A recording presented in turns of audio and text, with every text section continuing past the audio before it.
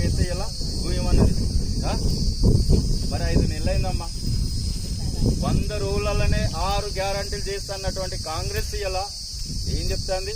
మీ ముఖాలు చూడలేక మళ్ళా మీ దగ్గరికి వచ్చి ఓట్లు అడగలేక ఏం చెప్తాడు ఇలా? అమ్మ ఆగస్టు 15కు అన్ని ఇస్తాం, ఇక మీవులున్న మైసమ్మ మీద ఒట్టు, మీవులున్న పోషమ్మ మీద ఒట్టు అని చెప్పి ఇలా ఒట్లేసే పరిస్థితికి వచ్చారు. అంటే మీరు అందరు నమ్మతలేరు. వీళ్ళంతా మాయ మాటలు చెప్పి ఓట్లేసి గెలిచి ఎటోళ్ళు అటు వేరు నమ్మతలేరు కాబట్టి ఇలా ఓట్ల రాకొచ్చారు. ఎప్పుడైనా ఉండినమ్మా ఒట్టేసి ఓటు ఆడుకునే పరిస్థితి ఉండేది ఎప్పుడన్నా? ఇలా కాంగ్రెస్ నమ్మని పరిస్థితి. అమ్మ ఒక్కటే, కేసీఆర్ గారి రాష్ట్రాన్ని తీసుకొచ్చిన వ్యక్తి. కాంగ్రెస్ కొట్లాడి అప్పుడు మన రాష్ట్రాన్ని మనం తెచ్చుకున్నాం. ఇలా తెలంగాణ అనే పదం, తెలంగాణ రాష్ట్రం అనే పదం వచ్చిందంటే ఈ గులాబీ జెండాతోనే అమ్మ. కేసీఆర్ గారికి అనువానునే తెలుసు, మనకు అనువానున ఈ రాష్ట్రంలో తెలుసు.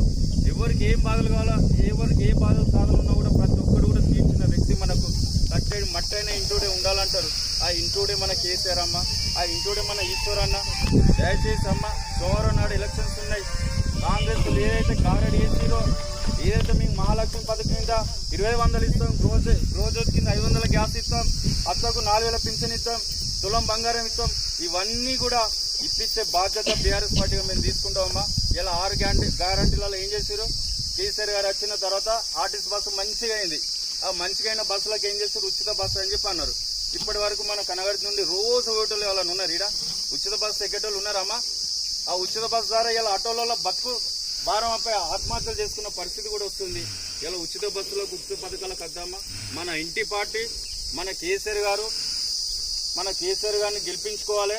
సోమవారం నాడు మన ఈశ్వరన్న గారి యొక్క గుర్తు 2వ నెంబర్ అమ్మ, 2వ నెంబర్ ఇక్కడ మనది ఈశ్వరన్న గుర్తు, కారు గుర్తు ఇక్కడ ఇట్లా ఒత్తుతే కనగడుతుంటే అక్కడికి ఇంపేయాలి మన సైరన్.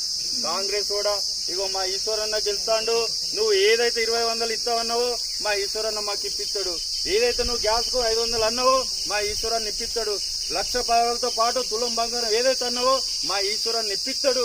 అయ్యో మనం కనగడుతుండే మేము కారు గుర్తు కోటేస్తాను అని చెప్పి మీరందరూ కూడా కారు గుర్తు కోటేయాలని చెప్పి మీ మనస్ఫూర్తిగా కోరుకుంటామమ్మా. కారు గుర్తు కోటేసి మన యొక్క గులాబీ జెండాను మళ్ళీ రేపరేపలు ఆడాలని మీ అందరి జీవనం కావాలని మేము కోరుకుంటున్నామమ్మా. జై తెలంగాణ.